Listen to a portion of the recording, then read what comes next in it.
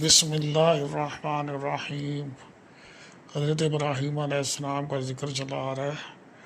اور آج ہم سورہ البقرہ کی 132 نمبر کی آیت جو ہے نا اس کے اوپر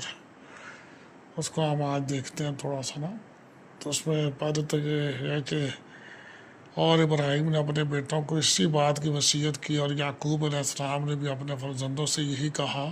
کہ بیٹا، خدا نے تمہارے لیے یہی دین پسند فرمایا ہے، تو مرنا ہے تو مسلمان ہی مرنا۔ اب یہاں پر آپ دیکھیں کہ وصیت کا لفظ ہے کہ وصا، اس کو دو طرح پڑھا گیا، وصا بھی پڑھا گیا، وصا بھی پڑھا گیا۔ حضرت اسماعیل کی جو والدہ تھی نا، وہ تو مطلب حضرت حاجر تھی کہ بٹیا، یعنی کہ وہ مصر کی، اور حضرت اسحاق کی والدہ سارہ تھی، اور باقی جو 6 فرزند تھے ان کی بھی مطلب مختلف نکاح کیے تو ان سے ان کے 6 بچے اور بھی تھے۔ اور یوں سمجھے کہ حضرت ابراہیم علیہ السلام نے اپنے 8 بیٹوں کو یہ کہا،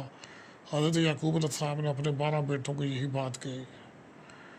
اور اللہ تبارک و تعالیٰ جو ہے اس چیز پر ہمیں بھی اپنی اولاد کے لیے، اپنے بچوں کے لیے ان کو یہی اسلام کسی کی چیز اسلام کی وصیت کرنا، اور یہ بھی پتہ چلتا ہے کہ